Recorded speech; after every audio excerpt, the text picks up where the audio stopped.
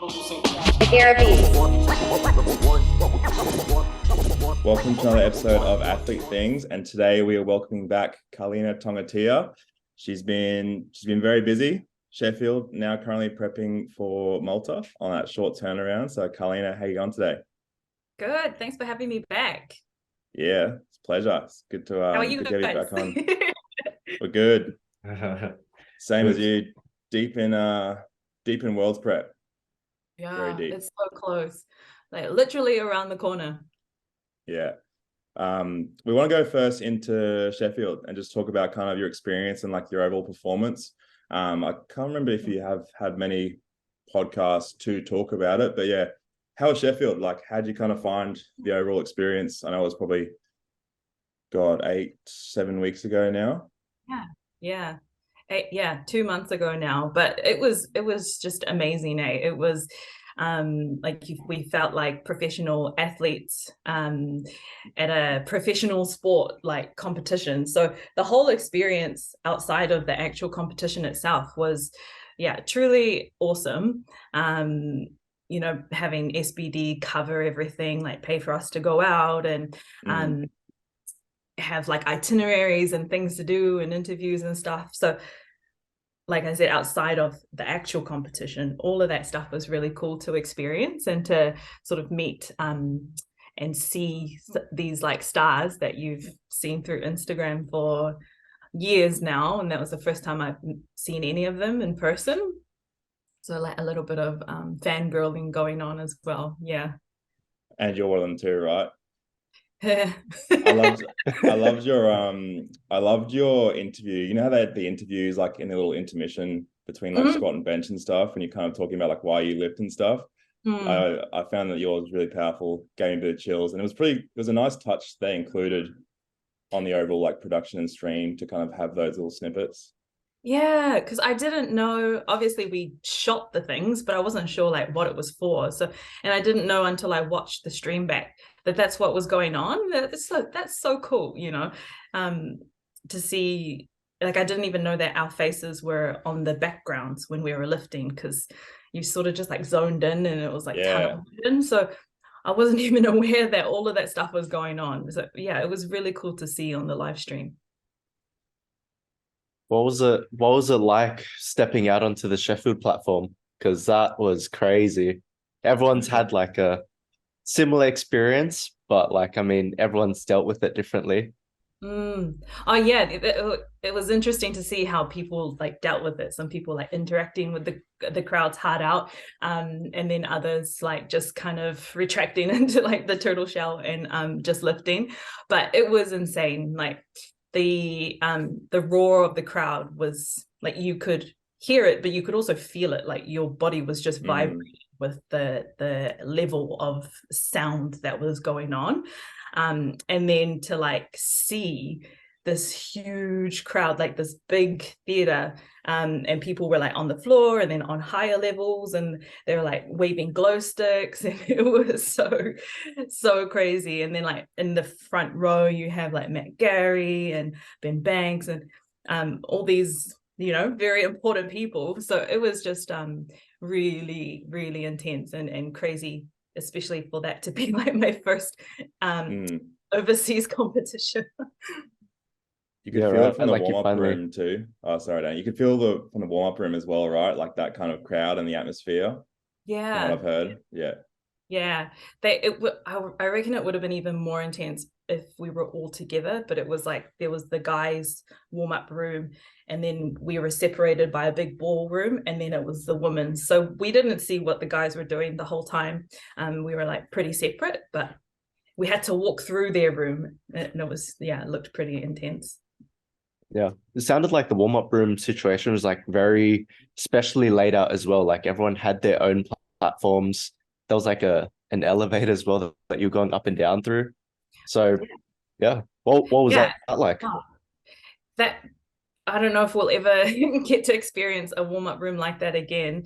They were actually like quite beautiful rooms because they do ballroom dancing in there, so it's like really nice and wooden finishes and stuff like that. But yes, you had like assigned platforms, and we had 2 assigned spotters and loaders, and they really took care of us. Like, they wouldn't even let you take a 10-kilo plate, you know. They're sort of just like, no, that's what we're here for. Like, we'll hand the 10-kilo plate to you or whatever. So they were I think they were like some elite GB lifters as well. So they weren't just sort of randoms who volunteered. They were actually elite lifters themselves.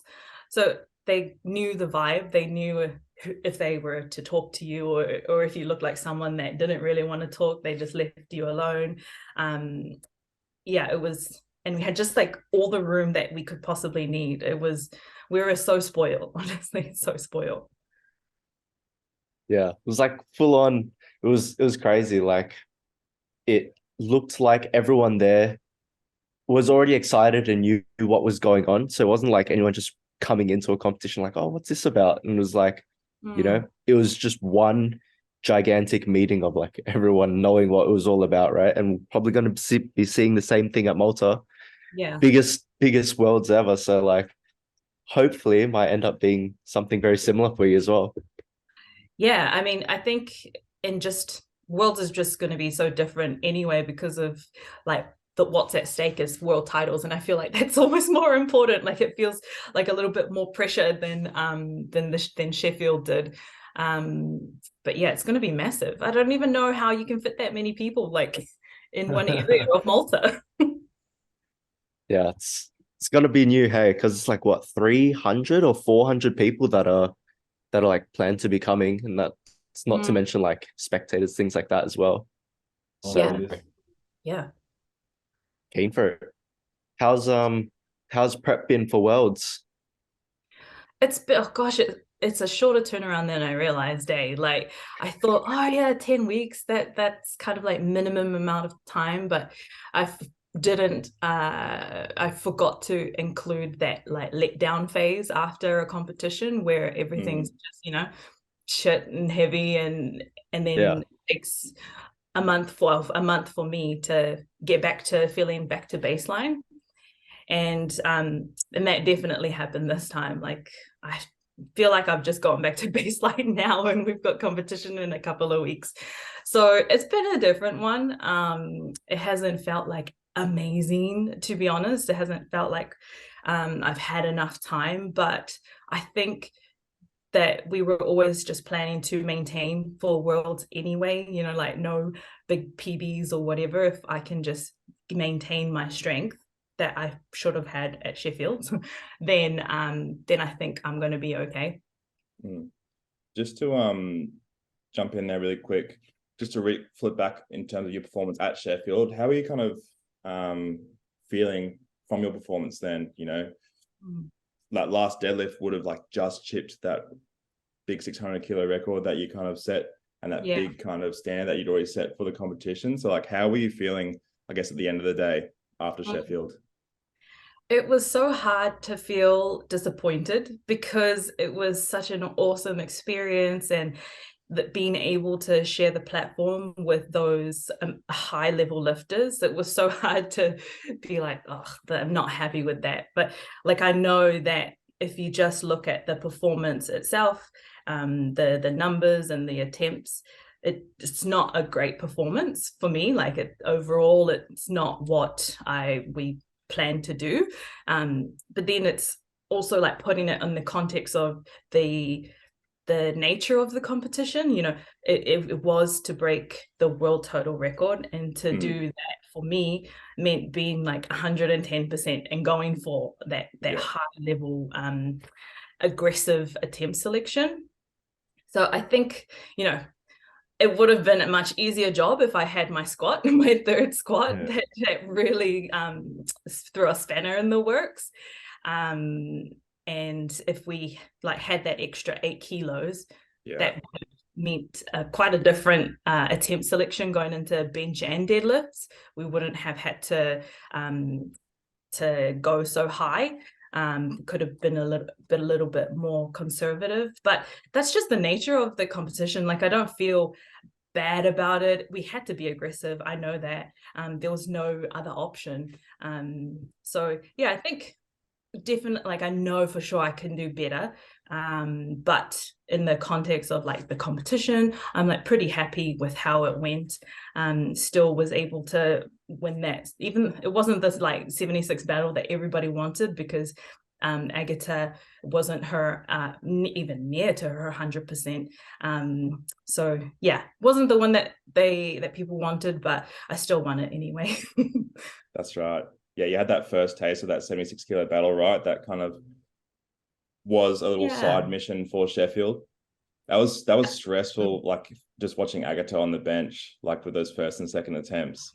Like obviously because I'm naturally just backing you, but just for her as a lifter, like to have that kind of pressure for the first and second, especially with the bench rules and stuff. And then she just came in clutch for that third attempt. Yeah. Did you I didn't, because I didn't know what was happening until I finished my bench. So then everybody was like watching her and praying, like literally like, please, please, please don't bomb at Sheffield. Yeah. Did you feel like, you know, obviously being the first kind of big international competition, especially with Sheffield, there's a lot more involved in terms of the extra media, you know, the travel, the extra stuff that you have to do around the competition. Did you feel like that played any part in terms of the overall performance, you know, in terms of like your lifting? Like, did you feel on the day, did you feel the effects of travel or anything like that? Definitely the travel hit me harder than I expected it to. And I think it took like 5 days for me to feel back to normal. Plus I was doing a lot of like touristing, so probably not a good idea, like as someone who gets almost no steps, then doing like 20,000 steps a day, not a good idea. So I think travel wise, like a week minimum for us going over there is what's needed, especially if you want to compete without that variable playing a part. So yeah, I'll be in Malta a week before. And then, yeah, I did wonder, like, you know, the week before a competition, you like to sort of like zone in and not do too much. Well, I don't anyway. So I was kind of wondering, like, what would it be like with the distraction of having to do interviews and do media and stuff. But it didn't seem to make a difference. I think it was just like a fun experience.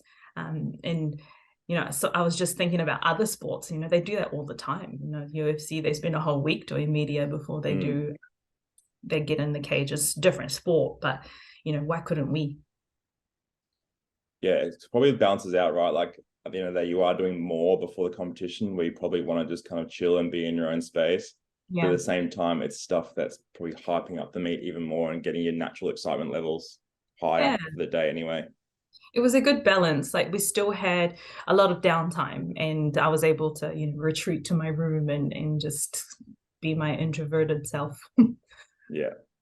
You did mention, like, you know, the travel time for us Aussies and New Zealanders is quite long, right? And I remember on your stories you had like you had lined it up for your like sleep wake cycles to kind of almost line up. What was your experience like with that? Yeah, I really tried to do there was this app, and then it tells you like when to expose yourself to light, and it actually starts a few days before you leave, so then it kind of tries to help you. But then I just couldn't stay awake when it told me to stay awake. It's like be awake, and then I was falling asleep on the plane. So I think you can try your best, but I think the best thing is just get there as early as possible and just let your body switch over. Like, I think that's the best thing for us to do. I don't know if we can cheat it very much. I actually, I screenshotted that app that you posted because I was like, oh, fuck, that's pretty cool. Yeah, it sounded like a great idea. And then my body was just like, nah. Yeah, we're just getting there early too, and I'm just gonna try and knock myself out on the plane and then just get there and just try and get back in sync. Yeah, because I think all the flights from this end of the world arrive at like 2 o'clock. Do they? Is that what your guys' flights are like? We're going through Munich first, so we land in Munich on the Wednesday, the week that comp starts. So we fly into Munich and we get there in like the afternoon, I think. And then we fly to Malta on the Saturday, the day before comp starts. Oh, yeah. Yeah. So we're going to get some training done in Munich. Cool. Because Kelly has some clients there and they've got like a gym, and we're just going to kind of chill there for like 3 or 4 days and then fly to Malta. So Steve's there early enough for the Tuesday start. Yeah. You're on Tuesday. Yeah, I'm on Tuesday. Oh my goodness. In the late session. Yeah. Are you guys all going together like a team? Yeah, me, Sam and I, yeah. Steve. Oh, cool. I'll meet up with them in Munich. Yeah. Oh, that's Because cool. these boys are up in Brizzy. I'm from Sydney, so I'll see him halfway across the world. Yeah. Oh, nice. Yeah, I'm going by myself. Danny gets to handle us.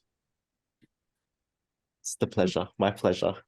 You better be on your ball by the last day. Yeah, yeah. When I'm going. So with my situation, I'm coaching the all these guys pretty much for the whole week. So looking at the schedule, I'm like, okay, double sessions, 8 days straight. Just let's get it. Let's get it. Just gotta make sure. Yeah, there's no sleep, there's no recovery. Like that's it. Just as an athlete, it's like, oh, sorry, Steve. I think I might have to auto regulate that week. Maybe. Oh, you mentioned what was it? You're gonna plan to go by yourself this time? Yeah, I am going because nobody else is sort of going. Well, none of like my friends are going early, super early. So they're like my coach and Jewel, she's in the 84 plus. They are leaving. So I'm leaving the Friday, and then they'll leave like the Tuesday after. So everyone's sort of trickling in. New Zealand's trickling in. Yeah. Bill's looking very strong as well. Yeah. Oh my God. Yeah. And like people are not really aware because she never posts. She's like a ghost on Instagram. No, she had that comp recently. I've seen that. That was very good performance. I'm so excited to handle her and see her. That 84 plus class, honestly, it's like I reckon it's the class this year. Females. Yeah. Yeah, we got Nat Bubbs from the Australian team. Exactly. Yeah, big deadlift, big tugger. Yeah. And then there's is it the German? I think she's nominated 3rd. Can't remember her name. Belgium? German. Oh, Sunita, Belgium. With the big red hair. Yes. Yeah. And then there's Brittany from Canada. Like they're all the top 5 are like all very close, like quite close. And then there's Bonica. So I had to I think when you posted a story of Jill competing, I had to like stop it and like count the red plates because I didn't know if it was like 200 or like 250. I was like, hold on, what's she scored in here? Yeah. Oh my gosh. And like at her last comp, she scared the hell out of us because her last warm-up, I think it was like 2:30. She was meant to open at 2:40 something. There was just like a misgroove and she missed it, and we actually had to catch it off her back. Oh shit. Walk her back in. And we were like, oh, what the fuck? Like, what and she just like dead straight looked at Dom. She was like, I can jump big, just make me jump big. We were just like, okay. And so she opened like 220 something and ended up with 256 or 7 or something. It was nuts. And made it. We were just like, okay, don't do that at Malta. Like, you've got it out of your system now. So I think I'm really excited for her and how she does, and excited for Nats too. That's going to be so cool to watch her get a deadlift gold. Yeah, I mean, if we look at worlds across the board, this year is crazy. Like in every weight class, it's nearly like people are being challenged that haven't been challenged before. Like, you've got the female side, you and Jess again, 76ers, the girls. I mean, Amanda probably won't get pushed in the 84s, but then got 63s is going to be crazy. 47s, there's some contenders finally. I mean, it's like every weight class is just crazy. Evie, Naomi. Yeah, 52s. Yeah, the rematch. Yeah, the 52s. Holy shit. Yeah, so awesome. such a good year for powerlifting. Yeah, I'm very excited. So yeah, you started talking about it before, but how's kind of training being since Sheffield's obviously got that really short turnaround, right? Like you normally have that 3-4 week period where you like to let yourself kind of get back to baseline, but then all of a sudden, you're at 7 weeks out. So what's training been like? And then also how are you managing kind of, I think you said on your Instagram, going from like the biggest competition of your life to also probably arguably a bigger competition of your life, winning a world title, right? Like, yeah, just as important as that Sheffield kind of champion. So yeah, how are you managing it, and what's training been like since? Yeah, it's such an odd like situation to be in, and I just don't even know, I haven't been in this situation before, but in terms of like how training has been, we're back to baseline now, and I think after Sheffield, there wasn't a time during the competition where I felt injured, but when I came back, like it was just really painful to deadlift. I had low back pain. And now I'm back to baseline with deadlifting, but it took the whole like 7 weeks for that to go away. So that was like slightly worrying. I was just trying to keep positive and think that, I do know that when you've been lifting as heavy and as long as we have, those gains don't just disappear because you haven't been lifting that heavy for a few weeks. And I know that. So I've been having to like remind myself of that. And so last week's deadlift, the 240, I was actually like, oh, good, this is good. Okay, cool. Slow, but good. So gosh, yeah, it's been a different type of prep for me. And I don't know if other people are feeling the same, because some people are quite quiet, like more quiet than you would expect leading into a world. But that's how my deadlift training's been going. Somehow squats just like been unaffected by that back pain that I had, and squats just maintained. And so very happy about that. And bench is behaving better than it did before Sheffield. So I feel confident. And it's more of like me just reminding myself that like you are strong and things are going okay, even if it feels like you're in a weird spot where you just had this ginormous competition and pushed your body to absolute beyond its limits, and then you're going to have to like do it again very soon. We've got a funny kind of personal saying between the Perth Motion gym. It's like staying up, right? Like you got to stay up and just fucking keep going. But it's hard, right? Because, as powerlifters, we take a lot of confidence in having like that perfect kind of preparation, right? That perfect kind of peak, that perfect taper. So you can kind of, perform at the best of your ability, but especially at the high level, right? Like that can be the difference in terms of, 10, 15, 20 kilos, whatever on your total. But like you said, right, like you don't get weak just in 2, 3, 4 weeks of missing some deadlifts, missing some sessions. And at the end of the day, if we simplify it, you just got to fucking rip in and pick it up sometimes. Just give me a taper, give me a crowd. My mom will be and my partner will be in the crowd. And there we go. 250 deadlift. On that, did you feel like there was a bit of a calm down from Sheffield? Because I know that Commonwealth for you was the statement, right? You had to work all the way into that. You had to make that statement to get that invitation. And I remember you saying last time you were just working towards getting that invitation, and then you got it. So you had to keep pushing, like you were still training like you were going, and then you pushed, and then you did it. So it's like you haven't stopped since Commonwealth, really.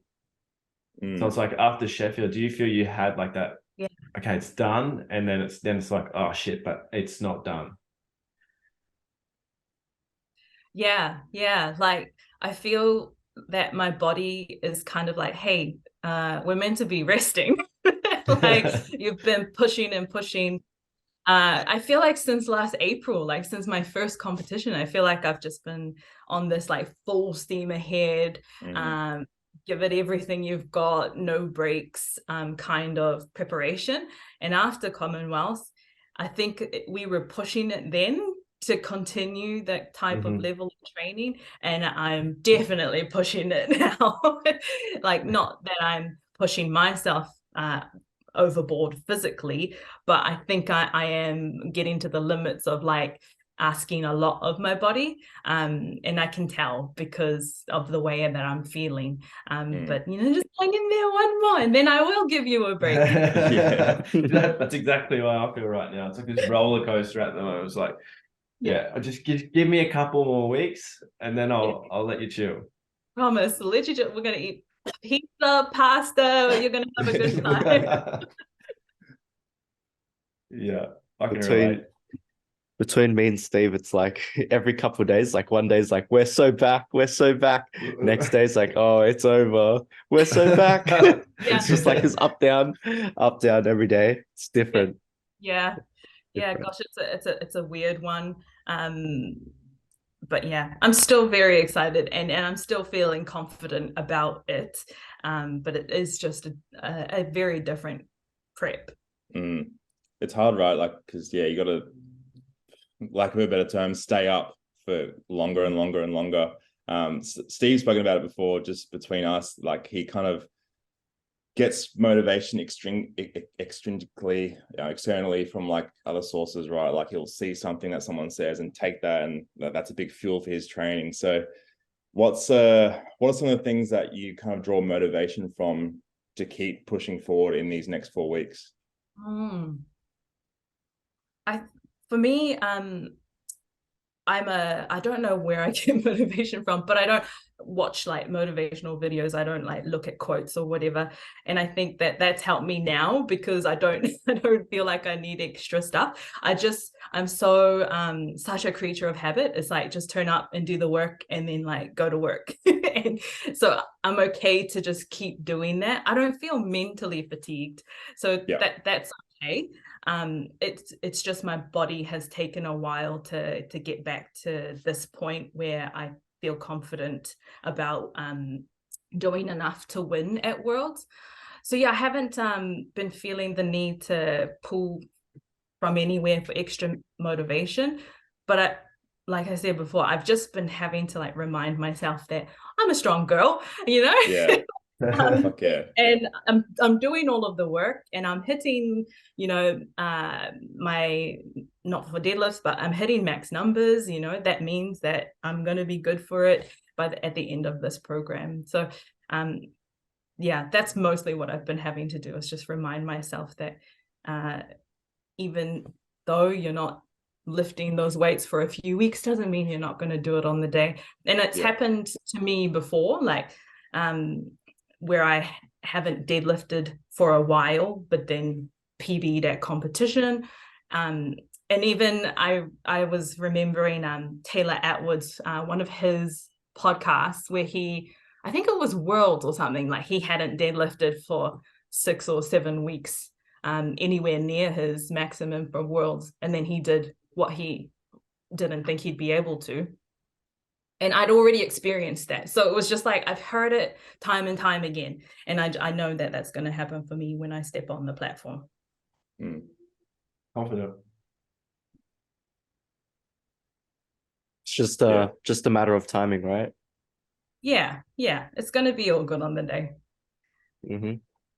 That's where I've got to give myself a uppercut sometimes because, touch wood, I've had a pretty smooth prep, and one deadlift moves a little bit slower last week, and I'm fucking getting shitty and getting angry at myself when there's people in worse situations. And like I said before, right, you've just got to, now that 3-4 week out mark, we've just got to rock up, do whatever we need to do to kind of get in that headspace and just go to work and start picking things up. I feel like like when you get to these points, all the work's been done. You're just continuing it into the competition and getting your taper right. So if I have a slow day, yes, I do get annoyed, but pretty, you can guarantee the next week's going to be better. like it just goes up and down. That's just how it is. Oh man. Too reactive. Go on, Steve.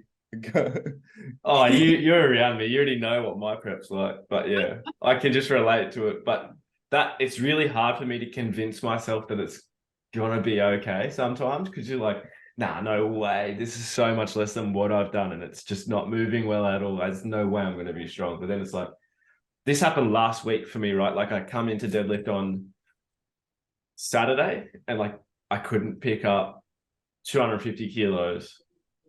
So I just like, I just got the shits, went home. I came back the next morning and I pulled 20 kilos more. Like there was nothing. Yeah. And I was like, this is a roller coaster. I'm over it now. Just let's just get to the platform. But when that happened, like, could you identify like any extrinsic factors that might have like played into it? Yeah. There's a few things going on, but it's just more like, for me, for like deadlifts, I got to get into a different sort of mentality, right? Like, you know how we all kind of got different sort of things that we do for each lift. Like, and for deadlifts, for me, I've got to get kind of aggro. Like, I've got to be a bit of a prick. If that makes sense. And I've got to like really get kind of angry. And there's just a bit too many people around for me to do that on like a Saturday. Okay. Whereas like a Sunday, the gym's empty. So I can just go there, like go quite dark. Whereas, but on the platform, I can do that easily. Yeah. So this is there's always a reason, you know, that something hasn't gone right, and then I find it helpful to be like, oh, that's why it won't happen next time. I didn't sleep very well. Whatever. That's why. Yeah. Dom annoyed me. That's why. Nah. just make up a reason. That's fine. It'll be fine. It won't happen again.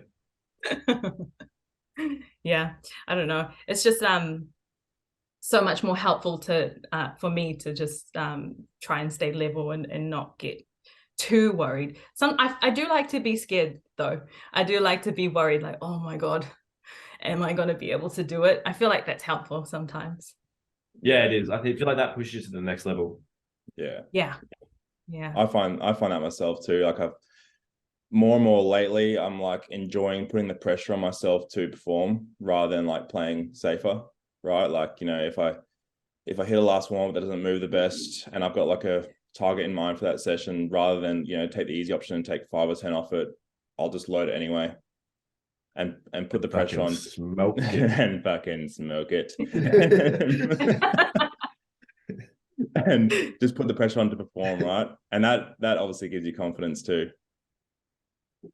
Because it's just like that reminder again that you can perform even if things aren't going the best. What are you looking forward to the most in Malta? Standing on the first place podium. Fuck yeah. Yeah.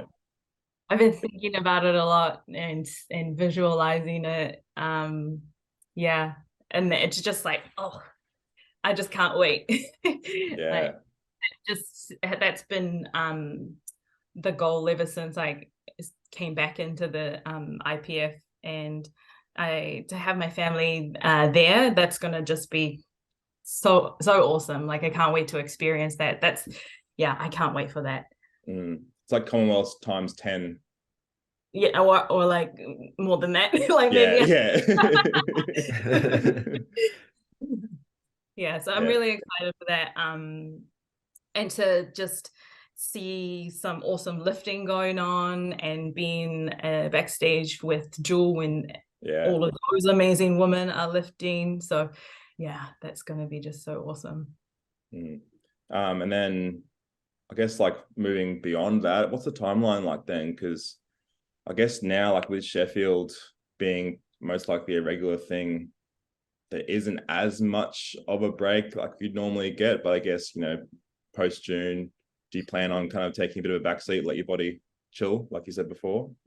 Yeah, definitely. Are you guys traveling after like Malta? Are we going all that way? I'm traveling. Yeah.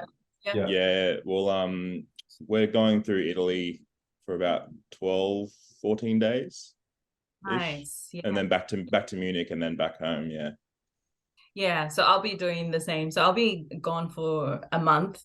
And And then when I come back, we'll have, I think, maybe 14 weeks before nationals, and I won't cut for that one. I'll just put up a comfortable total on the deload program. And then the plan would be that the next competition that I really do prep for, because that's September, would be Sheffield. Yeah. And that's in February, so early February. So they've brought it earlier, so that hopefully that's not too bad for World the next time. Yeah. It kind of works out all right then with New Zealand being nationals at the end of the year. Yeah. Like September, Works October. out quite nice, like just nice long breaks in between. Yeah. Yeah. We used to be like that. We used to have nationals around October, but this year there's no nationals because it's being pushed to February next year. So Australia is kind of getting back in sync with how most countries do it, with having nationals like February before like Worlds in June. Yeah, that's like America and GBA. They do their national Feb. Yeah, so we're skipping a year this year. But that works all right for you then, in terms of the timeline. That's good. You'll get a bit of a rest, and then you can kind of... Yeah, that works really well. Do it all again. We had it really good. We had it good until they changed it. Yeah, that's when it clicks then. I hate that.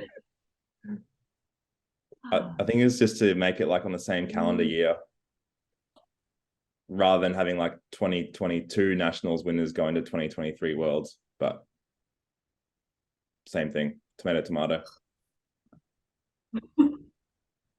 All right, well, thanks so much for the end of the Karlina. year should be like a nice... Oh yeah, sorry, you no go. worries. You go. Thank you for having me. No, you go. No, I was just gonna reiterate that the end of the year will be nice, and like a nice break. Yeah, sweet. Yeah, it'll be good. All right. Well, yeah, thanks so much for coming on.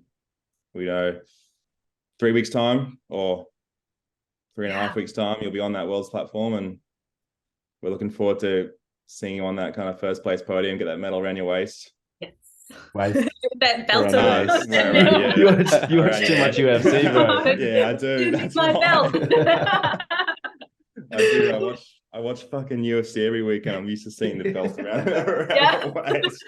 That would be cool though if we had belts. Yeah, and then you hold up like this. Yeah. Nah, safe travels, guys, and see you all there. Yeah, see you then. Yeah. Thanks, Karlina. Thank you, Karlina.